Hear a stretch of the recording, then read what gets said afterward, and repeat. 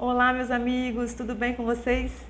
Pessoal, hoje a gente está aqui para mais um vídeo de um assunto que parece muito básico, mas que muita gente ainda tem dúvida, nos procura nas redes sociais, quando a gente faz enquetes no LinkedIn, por exemplo, esse é um dos assuntos que o pessoal mais tem interesse, ok? Então hoje a gente vai falar sobre DBO e DQO.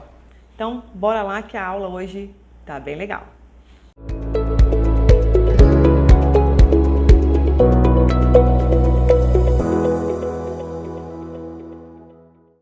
Pois é, apesar de bem básico, uma das perguntas que a gente mais ouve é essa aqui, ó.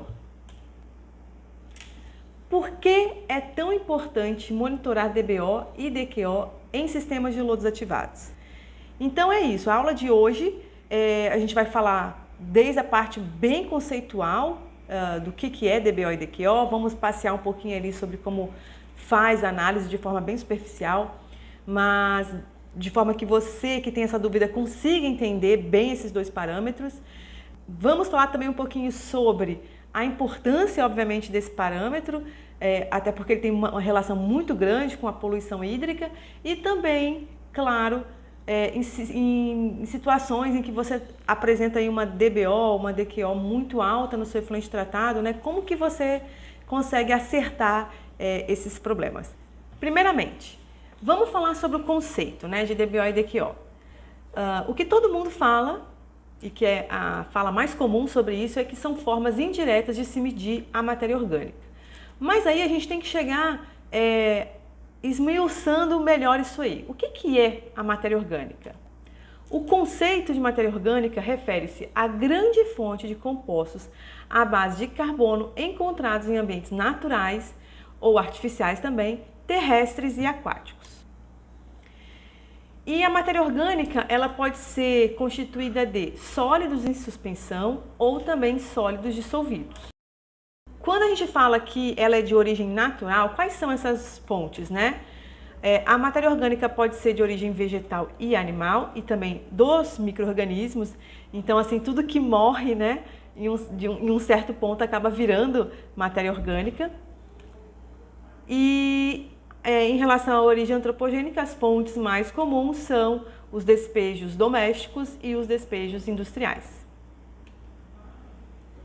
Agora, se você pegar o livro do von Sperling, ele dá um conceito que, na verdade, é mais uma consequência do que um conceito, tá?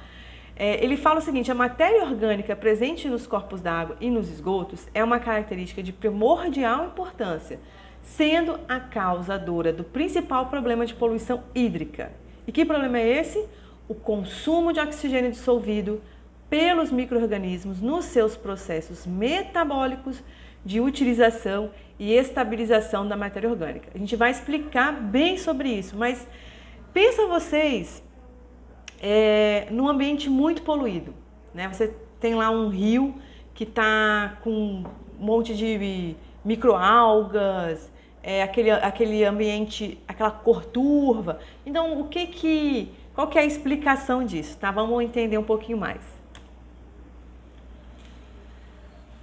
Nesse exemplo aqui, a gente tem um corpo d'água, que pode ser, por exemplo, um rio, né? Então, aqui está o curso dele natural. E aí, nesse exato ponto aqui, a gente tem a entrada do esgoto. Então, se você observar aqui para trás, a gente tem aqui o teor de oxigênio versus o tempo ou a distância em quilômetros aí desse curso d'água. Se você observar antes de entrar o esgoto, nós tínhamos ali uma concentração X de oxigênio, uma concentração alta, sei lá, vamos supor aí num 5 miligramas por litro, 6 miligramas por litro, ok? Aí entrou essa fonte de esgoto. O que acontece com o oxigênio? Olha como ele vai lá para baixo, ele despenca ao longo de um tempo. Então, olha só, desse tempo zero aqui, quando entrou o esgoto, até esse tempo aqui, a gente teve uma redução drástica no teor de oxigênio. Por que isso acontece, gente? A gente tem sempre que lembrar o seguinte: bactérias, micro-organismos, também respiram, né? Existem as bactérias que não precisam de oxigênio para sobreviver. mas muitas delas são aeróbicas, que são aquelas bactérias que precisam de oxigênio para a sua respiração, ok?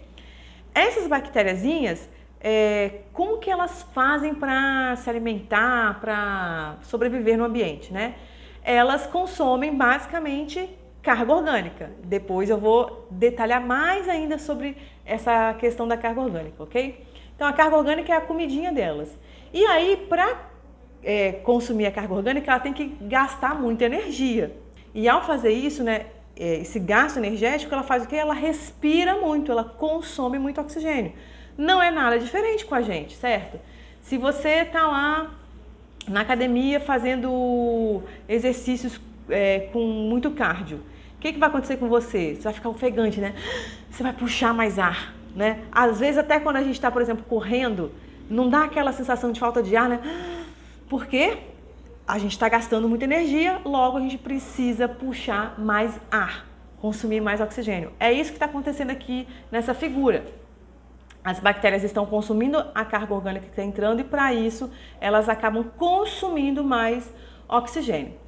Depois que essa carga orgânica aqui já foi bastante consumida, o que acontece? As bactérias começam a reduzir sua quantidade aqui, porque acabou a fonte de alimento, e o oxigênio começa a voltar à sua concentração normal. Então, naqueles estudos de autodepuração, que são muito comuns, né? Para você avaliar até onde vai a influência do lançamento do seu efluente lá naquele corpo d'água, certo? A gente justamente avalia essa distância, né? Ó, o meu efluente nesse corpo d'água tem efeito, né? Tem influência até, sei lá, 1 quilômetro, 2 quilômetros, 10 quilômetros depois que eu lanço. É exatamente para isso que existe, né, o estudo de autodepuração. Agora, dá uma olhadinha aqui nesses slides. A gente vai entrar mais um pouquinho na composição do esgoto. Lógico que, se eu falar de efluente industrial, a variação que tem de composto no efluente industrial é muito grande, né? E varia de indústria para indústria. Então, quando a gente explica pelo esgoto doméstico, fica um pouquinho mais fácil, porque o esgoto doméstico ele já tem mais ou menos uma composição constante ali, né? Semelhante em diferentes lugares. O esgoto doméstico ele tem uma fração orgânica na casa aí dos 70%. O que seriam esses compostos orgânicos? Basicamente, proteínas, carboidratos, gorduras, surfactantes, vão ter outras coisas ali também, tá? E tem uma fração inorgânica que gira em torno aí de 30%, porque no nosso esgoto acaba vindo também areia, sais e até mesmo alguns metais. Então, só voltando aqui, os principais componentes orgânicos, né, do esgoto são proteínas, carboidratos, gordura, óleos, pode vir também ureia, obviamente, por causa da nossa urina, surfactantes, a gente usa muito detergente, né? Os fenóis, pesticidas, que acaba vindo até mesmo nos nossos alimentos, né? E outros em menor quantidade. Então, aqui eu coloquei uma moléculazinha de glicose para representar uma matéria orgânica, né? Um composto orgânico. O que eu queria mostrar aqui para vocês? Quando a gente fala de composto orgânico, matéria orgânica, nada mais é do que uma substância que tem vários átomos de carbono interligados, né?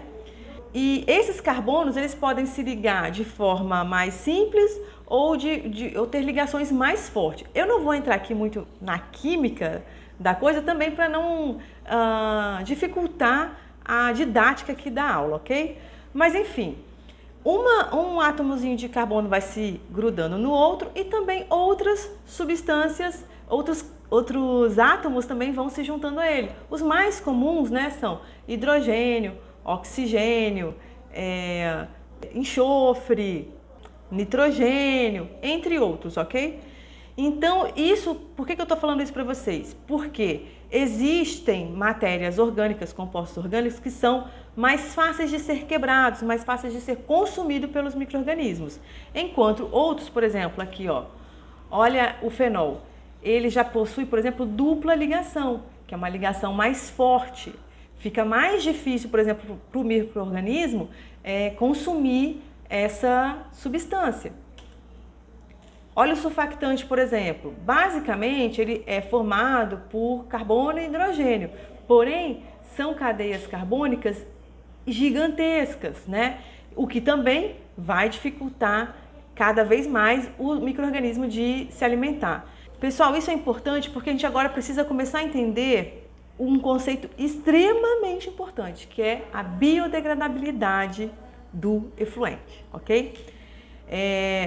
Eu costumo dizer assim, imagina você que você tem duas opções de almoço, tá? Você pode optar por uma salada junto com, sei lá, um peixinho grelhado, e você tem a opção de comer, sei lá, uma rabada com arroz, feijão, sem salada, né? As duas coisas vão te alimentar, certo? Porém, você concorda comigo que é muito mais fácil de comer, né?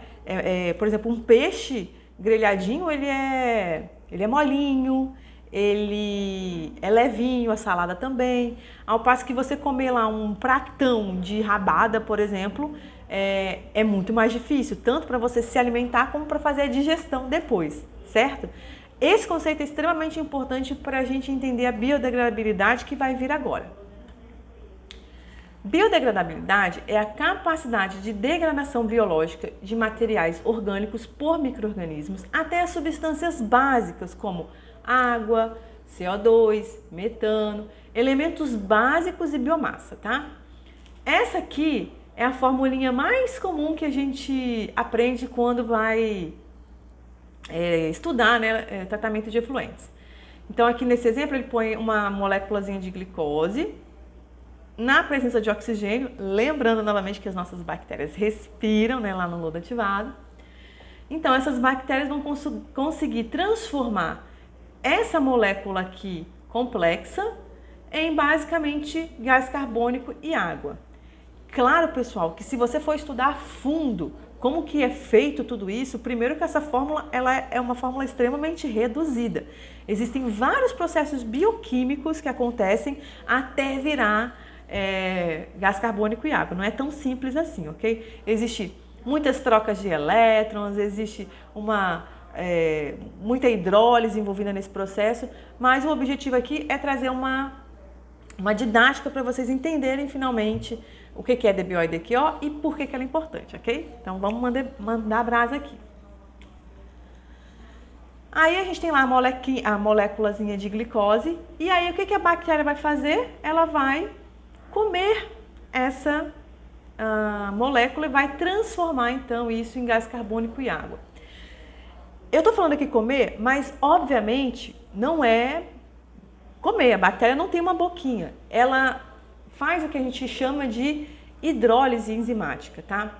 Toda bactéria gosta de comer, gosta de hidrolisar, gosta de se alimentar de um composto orgânico específico, ok? Então, quando a gente está lá no lodo ativado, tem zilhões de bactérias, né?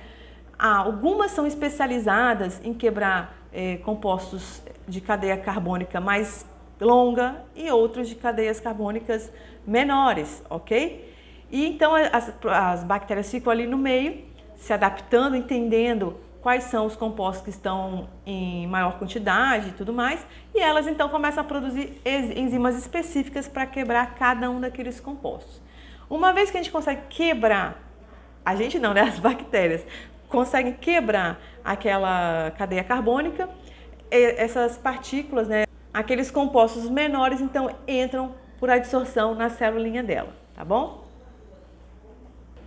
De acordo com o Jenkins, a matéria orgânica pode ser dividida em 3 frações, tá? Nós temos o material particulado orgânico não biodegradável, ou seja, dentro do nosso esgoto pode vir ali uma miscelânea de compostos, como a gente viu. Alguns podem estar dissolvidos, a maioria vai estar dissolvido realmente, e uma fração vai estar em formato sólido, né, de partículas. O que acontece? A bactéria ela não consegue comer nada que está particulado, só o que está dissolvido no meio, beleza? Mas de qualquer forma, o sistema acaba conseguindo reduzir também essas substâncias, porque se liga ao floco biológico e acaba sedimentando no decantador secundário. A outra fração são os orgânicos solúveis não biodegradáveis. Eu estou falando aqui de compostos orgânicos de cadeia carbônica muito longa. E aí a bactéria tem dificuldade em quebrar essa cadeia carbônica gigantesca, e aí ele acaba não sendo removido completamente do sistema. Isso, gente, é fácil até de vocês compreenderem, porque se você for observar no seu dia a dia, sempre, por mais que a eficiência do seu sistema esteja alta, sempre tem um pouquinho de carga orgânica na saída, né? Seja DBO ou DQO, você sempre vai medir e vai ter, não vai ser zero, sempre vai ter um pouquinho lá na saída. Por quê? Porque tem compostos orgânicos que estão dissolvidos no meio, teria total capacidade da bactéria se consumir, porém, como é muito comprido esse composto, ela acaba não conseguindo consumir, beleza? E nós temos também, finalmente, uma fração de compostos orgânicos biodegradáveis, que podem estar em suspensão ou dissolvidos. O que está em suspensão, a gente já viu, né? A bactéria não consegue consumir, mas o que está dissolvido, ela vai conseguir consumir com mais facilidade. Bom, aqui nesse slide, o objetivo é mostrar para vocês agora tudo integrado, levando em consideração mesmo o sistema de louros ativados. Para ficar mais fácil, a gente colocou aqui o seguinte: tudo que é composto biodegradável, a gente colocou como se fossem bolinhas verdes, e o que é não biodegradável são as bolinhas amarelas. Então imagina o seguinte: você está entrando com o seu efluente aqui no tratamento de efluente, e esse seu efluente é uma sopa de bolinhas verdes e amarelas, onde as verdes representam a maior parte, né, dos compostos orgânicos que são dissolvidos e biodegradáveis, e uma fração, que normalmente é menor, de compostos não biodegradáveis, tá? O que acontece? Então a gente vai lá para o tanque de geração. No tanque de geração acontece o quê? As bactérias começam então a consumir a carga orgânica que está entrando. Lembrando, mais uma vez, pessoal, que isso aqui é só uma animação, só uma brincadeira. As bactérias não têm boquinha, né? Elas fazem o processo de hidrólise enzimática. E aí as bactérias então consomem essa carga orgânica e sempre sai ainda um pouquinho de carga orgânica na saída, principalmente o que é não biodegradável, certo? E aí depois o sistema de louros ativados continua seu curso normal, né? O efluente tratado sai com um pouquinho de DBO e DQO na saída, e aí a gente tem a recirculação de sólidos para retornar com as bactérias, porque a gente precisa ter bastante bactéria no sistema, ou suficiente para remover a carga orgânica que está entrando, e depois a gente descarta também um pouco dos sólidos, né? Beleza. Só relembrando. Então, só relembrando para vocês, né, o esgoto ele é composto por uma variedade gigantesca de substâncias, né? Nós temos carboidratos, gorduras, aminoácidos, ácidos voláteis, ácidos não voláteis, detergente, ácido úrico, creatina, olha quanta coisa, açúcares, amido, né? E aí o que acontece? Imagina vocês ter que medir um por um desses compostos para saber o que a gente tem de verdade lá no nosso esgoto. Então, assim, justamente em função dessa multiplicidade de formas, justamente por causa dessa multiplicidade de formas e compostos que a matéria orgânica pode se apresentar, há uma grande dificuldade na determinação laboratorial. Assim sendo, a gente vai sempre se utilizar de métodos indiretos para quantificar a matéria orgânica ou o seu potencial poluidor. E que formas indiretas são essas, né? Uma forma indireta é medir o consumo de oxigênio. A forma mais comum é a DBO e a DQO. DBO, demanda bioquímica de oxigênio, e DQO, demanda química de oxigênio. Vamos detalhar isso daqui a pouco nos próximos slides. E também temos a medição de carbono orgânico total, que ainda é uma forma indireta de se medir, porque você não está medindo qual composto orgânico está ali, mas é uma forma um pouco mais direta, porque você está medindo pelo menos o quanto que tem de carbono na sua amostra. Mas enfim, quando surgiu toda essa história de lodo ativado e os engenheiros começaram então a criar modelos matemáticos para fazer o projeto, né? Desde o início se usa então a DBO e a DQO. Eu vou explicar para vocês agora o método para que fique mais fácil da gente também materializar esses conceitos na nossa mente, ok?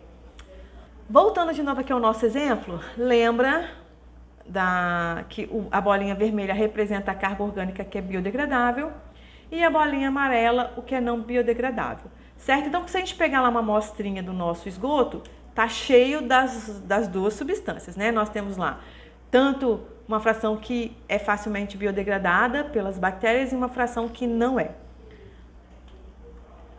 Aí o que vai acontecer? Nós vamos pegar uma alíquota dessa amostra de esgoto e vamos colocar num frasquinho. Aqui eu vou dar o exemplo para vocês porque eu acho que hoje em dia a grande maioria das empresas estão fazendo a análise de DQO por kits, né, que se usa no espectrofotômetro, tá? Antigamente era muito comum fazer por titulometria. Assim, as duas coisas são muito... A técnica é a mesma, vai usar os mesmos reagentes químicos e tudo mais, só que no método químico, no método por espectrofotômetro de kit, né, o resultado já sai direto no espectrofotômetro. Então, eu estou adotando aqui que a maioria das empresas hoje em dia já faz por esse método, ok? Então, a gente pega lá um tubinho que vem no kit e o que já vem dentro desse tubinho? Normalmente é esse líquido amarelo, né? Vem o agente oxidante, que é o dicromato de potássio, vem o sulfato de prata, que é um catalisador, ou seja, é uma substância que vai acelerar as reações químicas, e para que essas reações químicas sejam ainda mais rápidas, a gente também faz tudo isso no meio ácido, tá? Então, o que vai acontecer?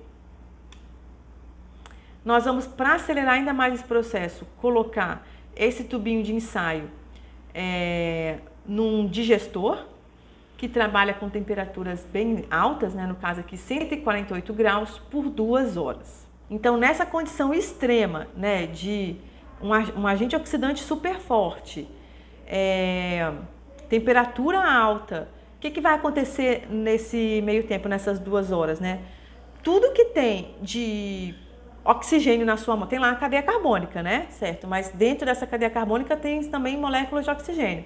O que vai acontecer? O agente oxidante vai quebrar essas partículas e vai liberar o oxigênio para o meio.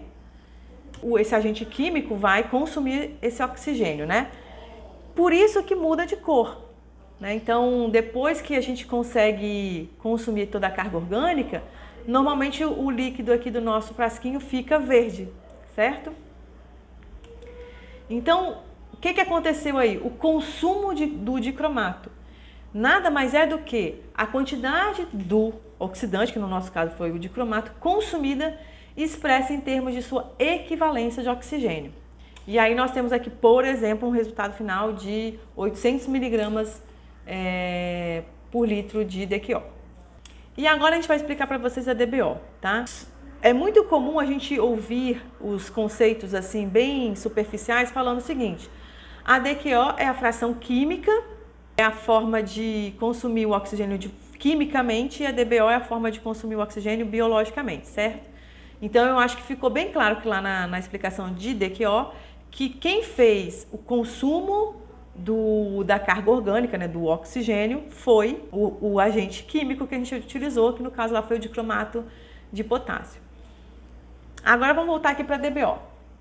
Mesma coisa, lá eu tenho, esse aqui é aquele frasquinho clássico, né, de DBO. Hoje em dia existem métodos mais modernos, mas eu acho que dessa forma aqui fica mais fácil de explicar. Então, você tem lá no seu frasquinho de DBO o quê? A amostra do seu esgoto, de novo, com compostos biodegradáveis e não biodegradáveis. Só que dessa vez, o agente oxidante é a bactéria, tá? Como o nosso esgoto vem normalmente aí mais ou menos em 20 graus, essa é a condição que o nosso teste vai se dar, ok? E 5 dias, porque é mais ou menos aí o tempo que foi padronizado, né? para as bactérias consumirem quase toda a carga orgânica que tem numa amostra.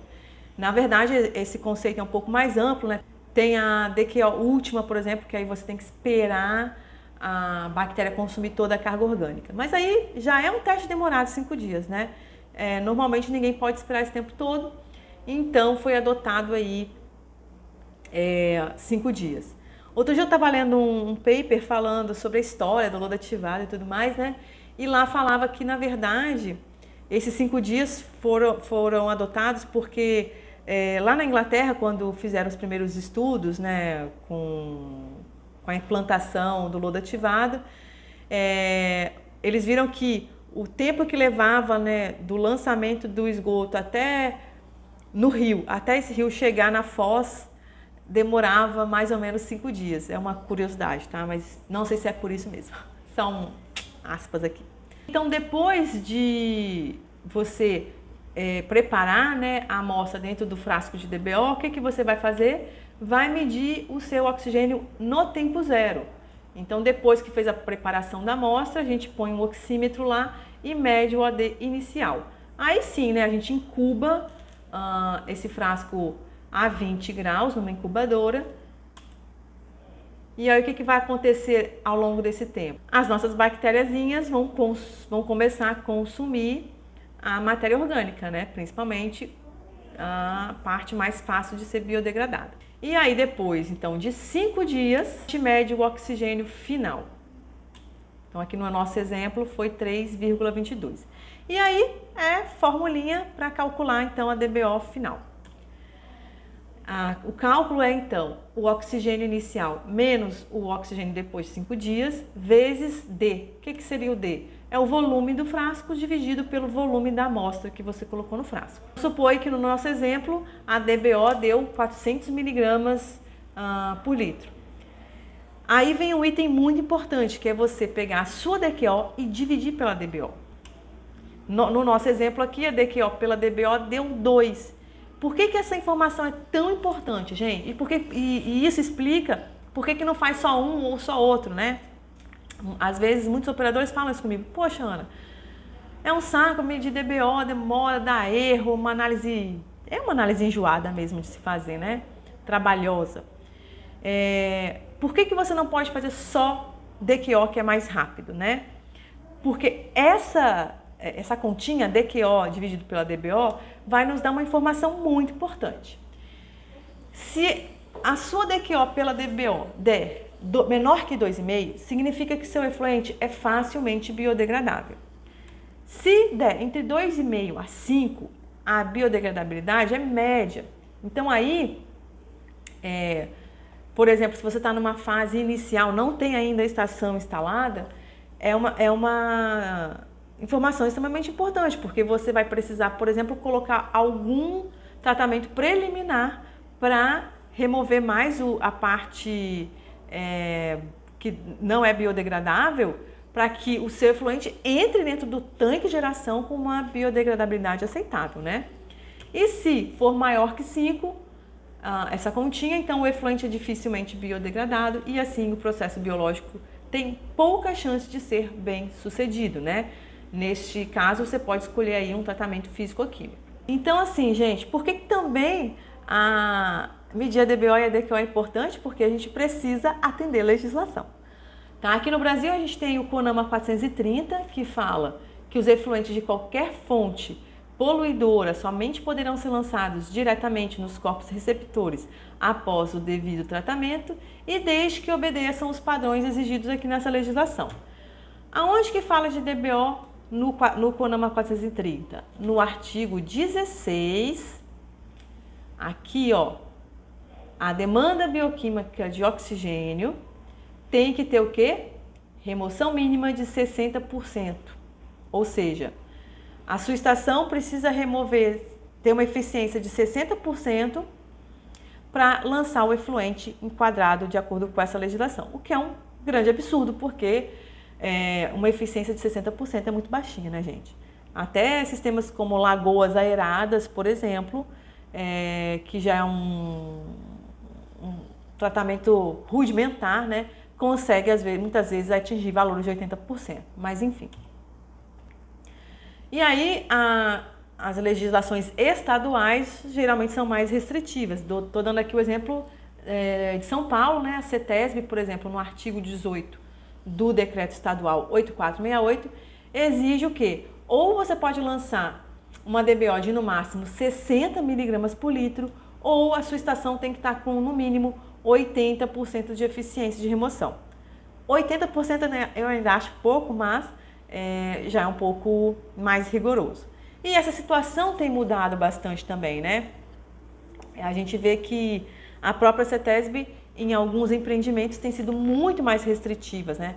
Dependendo do local onde é feito o lançamento do efluente, ela chega a exigir aí DBO menor que 5.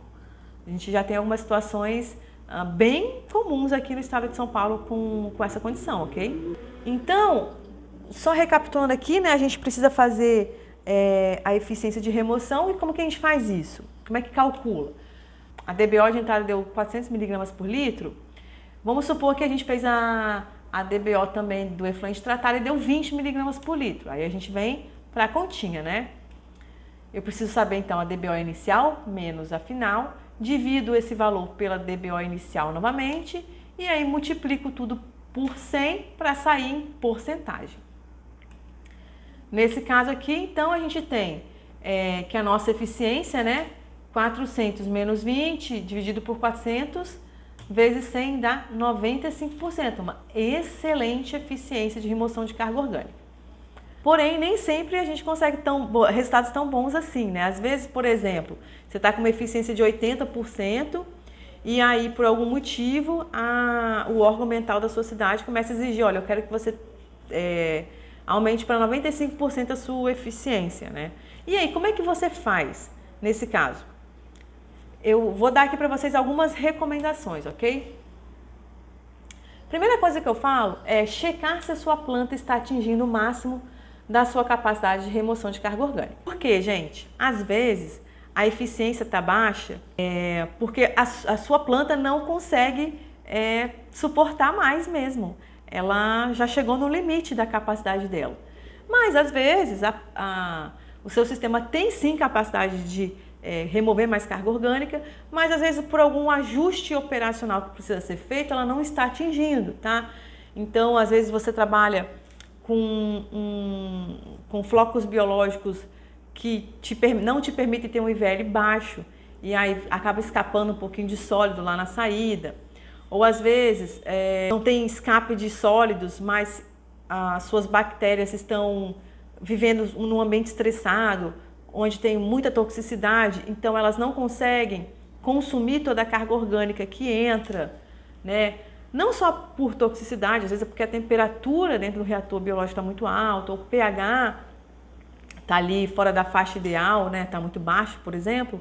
E aí isso tudo altera totalmente a capacidade das bactérias de produzir as enzimas digestivas que vão consumir a carga orgânica. Então, temos que dar um olhar para a operação também. Não, beleza, você checou tudo, realmente a sua planta tem capacidade para remover a carga orgânica e está realmente no laço ali, não consegue remover mais nada. Então, nesse caso, pode ser que a sua estação precisa passar por um retrofit ou revamp. Inclusive, a gente tem um vídeo muito bom do João aqui no nosso canal explicando sobre isso e a gente vai deixar o link na descrição, tá? O que seria isso, né? É você precisar que a sua estação passe por uma reforma, realmente, né? Vai ter que ou colocar, por exemplo, um tratamento terciário ou melhorar o seu tratamento preliminar.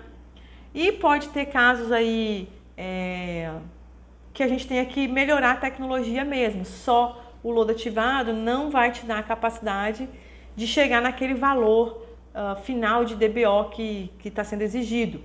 Então, por exemplo, uma saída muito comum hoje em dia tem sido sistemas MBR.